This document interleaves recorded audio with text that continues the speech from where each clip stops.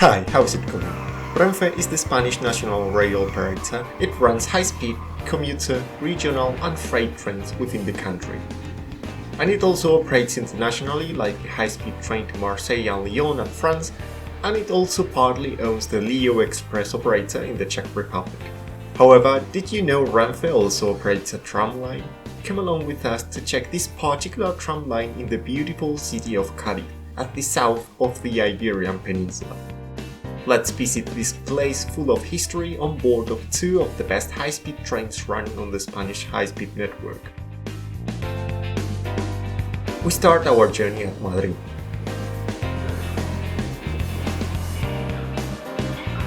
We commute to Atocha train station, the southern rail terminal at Madrid, with high-speed trains departing at the east and south of the country. Stepping outside of the building, we can see the name of the old company, Compañía de los Ferrocarriles de Madrid a Zaragoza y Alicante, or MZA in short. Starting as a halt in 1851, the station grows significantly in importance and passenger traffic over the years, judging by the sheer amount of taxi vehicles waiting to serve people arriving at Madrid. Although in the surroundings of the station beautiful buildings can be seen, the surroundings of the building remain under construction works, which includes the botanical garden in the interior that can no longer be seen. Probably the current look of the station is not that stunning, but hopefully, once the works are finished, we will be able to enjoy an appealing combination of traditional architecture with modernity. Something that can easily be seen little after stepping on the station is the difference in treatment given to the high-speed rail compared to the conventional rail network. Firstly, Atocha train station has been split in two, Atocha Cercanías for commuter, regional and a few long-distance trains, and Puerta de Atocha for high-speed trains. To access Puerta de Atocha train station, passengers must go through a security control that, although quick, its purpose is not that clear, as there is no such controls to access trains running on the conventional rail network, despite being on the commuter network where the terrorist attack of the 11th of March 2004 took place. Soon after, we see more hints that give us an idea that high-speed train stations in Spain were built for control, not for efficiency, as screens do not show information about which platform the train is located until half an hour or less before departure, despite the train being placed on the platform from way before. Once the boarding is announced, passengers must line up again to get their tickets manually scanned, congesting the hall while the platforms remain empty. Speaking of which, the gates to access the platforms on high-speed rail station are commonly located at one end, forcing some people to walk 400 meters to reach their coach. Contrasting to this philosophy, Japanese high-speed rail stations tend to have the access to the platforms in the center to lower the average distance to any car, and timetables are published in a PDF document where the platform where any train is scheduled to depart at can be seen months in advance by anyone.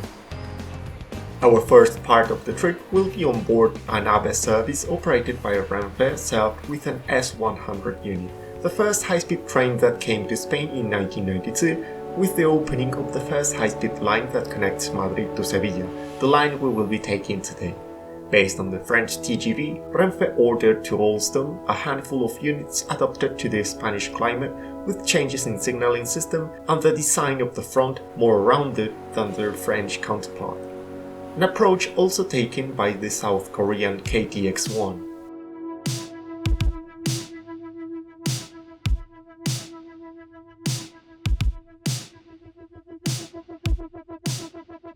Seats do not recline, they do not rotate either, so half of them are facing backwards.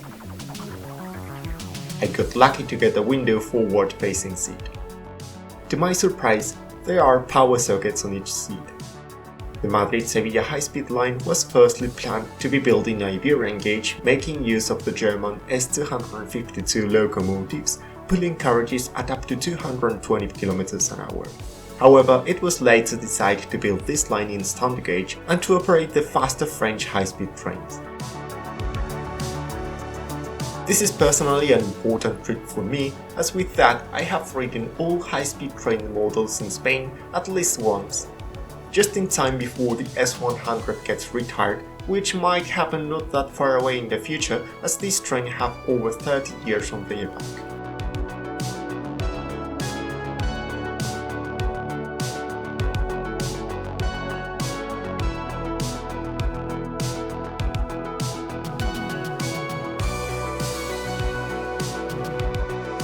Our trip to Sevilla is scheduled to take 2 hours and 43 minutes to cover a distance of 472 kilometers. From the window, we can see the line to Barcelona and France, and the future connection of this line to the northern destinations, and the line to Valencia, Alicante and Murcia at the southeast.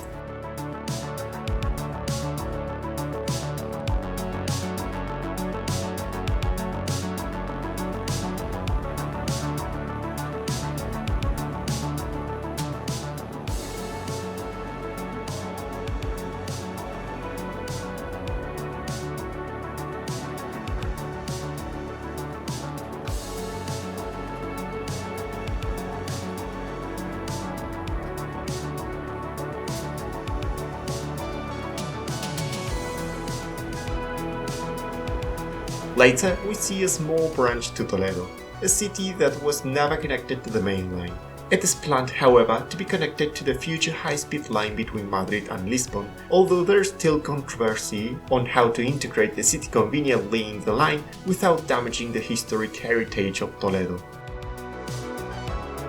Although this train has a top speed of 300 km an hour, having achieved 356.8 km an hour on a test run, 275 km an hour is the fastest we will get on this line, most of the time keeping a speed ranging from 200 to 250 km an hour. It must be said that the stability of this train is quite remarkable, keeping noise levels quite low compared to some other high-speed trains running in the country. Something I could notice is that changes in pressure are noticeable when entering or exiting tunnels, a complaint shared by the Koreans for the KTX-1 running on a much more mountainous route. At 210 km away from Madrid, we slow down as we approach Puerto Llano, the farthest location that receives an advanced service to the capital.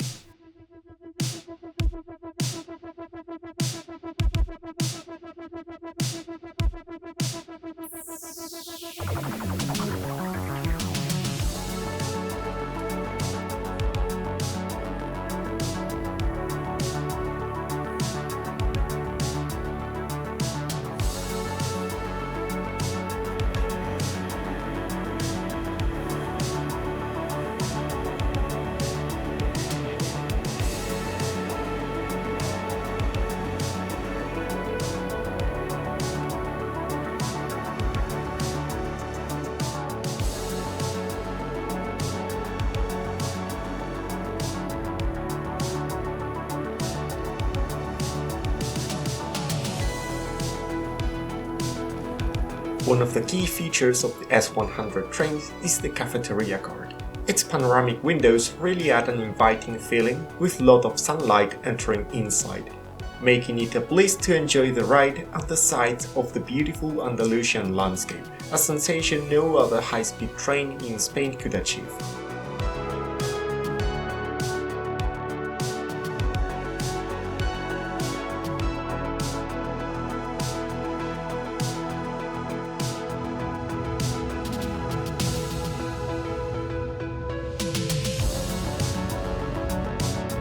We arrive at Sevilla, the largest city in Andalusia and one of the largest cities in Spain with a population of almost 700,000 people.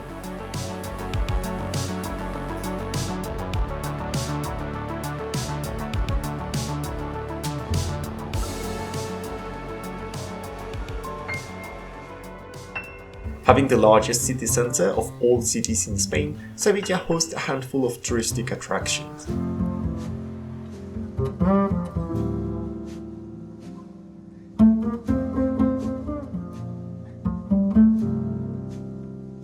During Christmas, we can see a beautiful sight of the decorative lights glowing up the streets where the only tram line at Sevilla runs. Also known as Metro Centro, Seville Tram runs Urbos 3 train models manufactured by CAM. Similarly to Zaragoza's tram line, the pantograph disconnects from the wires to enter the city center running on batteries so that there would not be wires disrupting the side of the cathedral. But our trip is not over yet. We head to Sevilla San Bernardo train station, connected to the current only metro line in Sevilla, some of the commuter rail lines in the city, and some regional trains. This station also has a certainly large bike parking area, at least for Spanish standards. Here we take a regional train bound to Cádiz. The trip is scheduled to take 1 hour and 42 minutes to cover 156 kilometers. On this journey, this train will reach a top speed of 160 kilometers an hour.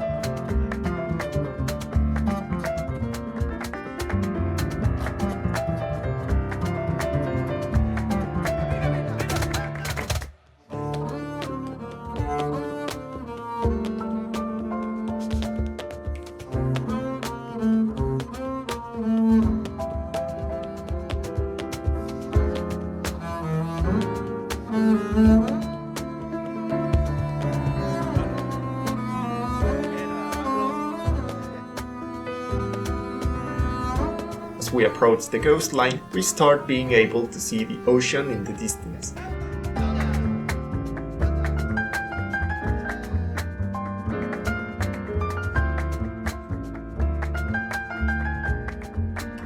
Perhaps the most impressive views can be spotted running across this narrow path where the railway and the road run near the sea, surrounded by water at both sides just before finally arriving at Cádiz.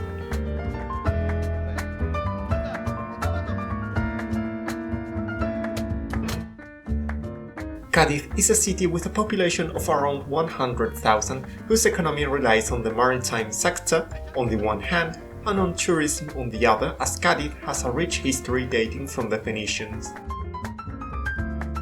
This strategic location, serving as a gate between the Atlantic Ocean and the Mediterranean Sea, provided Cádiz importance over the centuries. To name some of the monuments, the Castle of San Sebastian served to insulate those people suffering from the plague in 1457 to later have a military purpose up until the year 2000.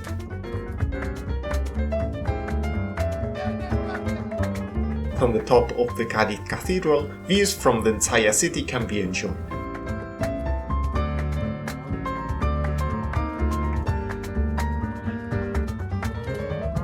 And below the cathedral rests the Spanish composer Manuel de Falla, whose importance led the Gran Teatro to be renamed as Gran Teatro Falla.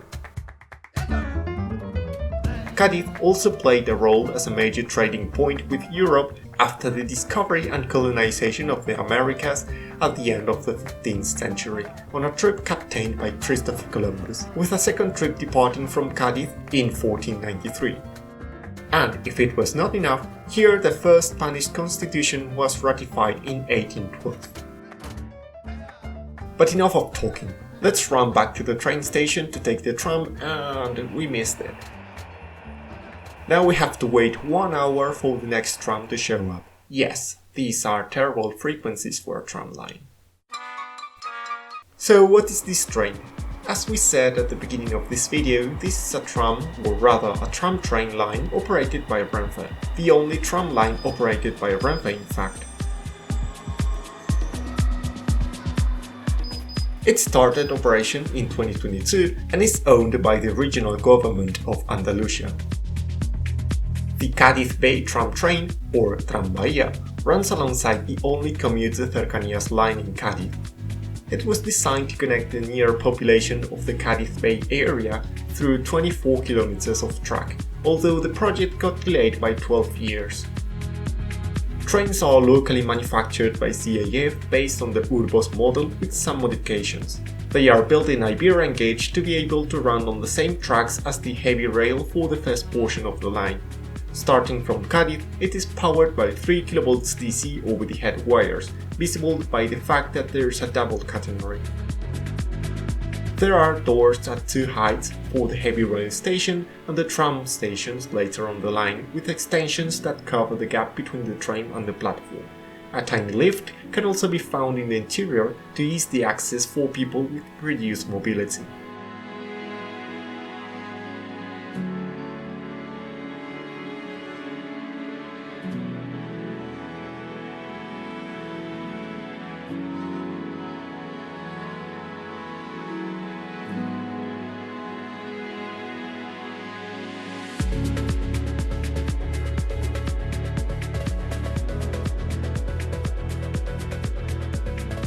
We run again surrounded by the sea, making the previous trip backwards, where the train reaches its top speed of 100 km an hour, until arriving at Rio Arillo, where the tracks split and we leave the main line behind to enter San Fernando, where the train starts behaving like a tram, reducing significantly the speed.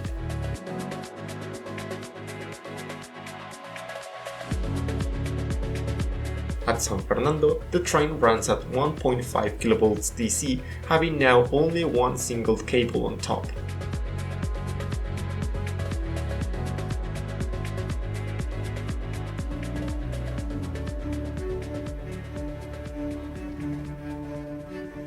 San Fernando is a city near Cádiz, similar in population.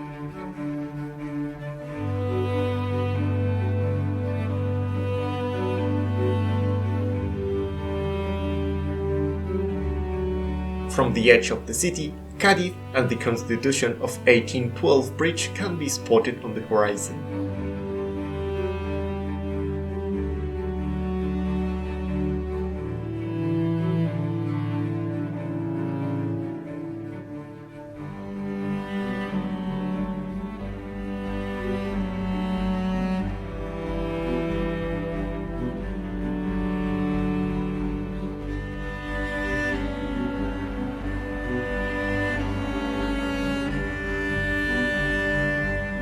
I was personally having so much fun capturing all these sunset scenes on the camera, but it is getting time to get on the tram again back to Cádiz.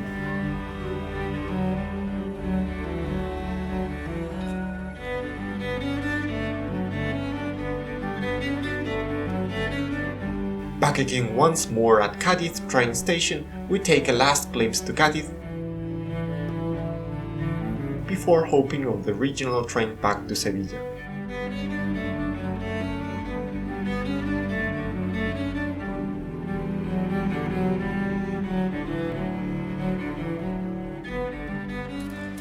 Now it is turn to return back to Madrid. We walk to Sevilla Santa Justa, the high-speed rail terminal.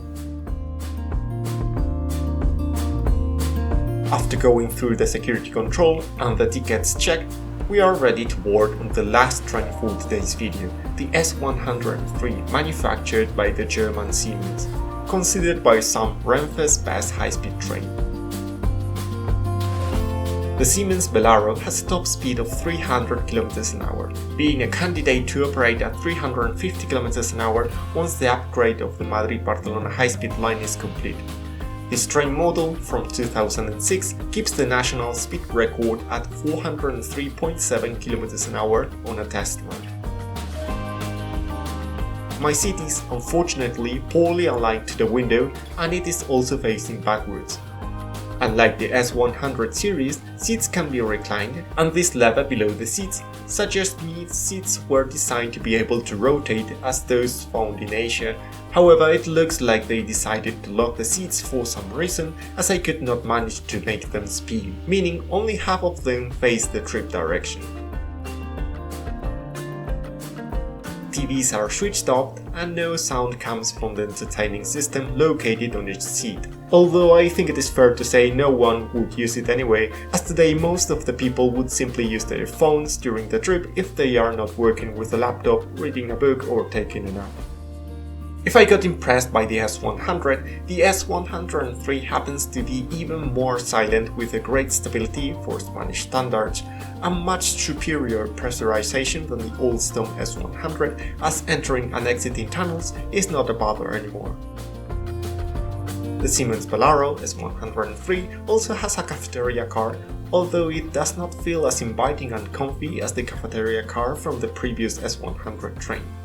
Once again, despite this train being able to run faster, 275 km an hour is the fastest we are going to reach on this line.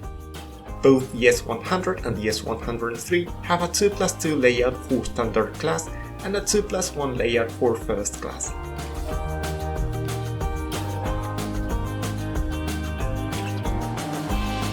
and with the sunrise of the morning lighting up the sky, we finally arrived back to Madrid, Puerta de Atocha.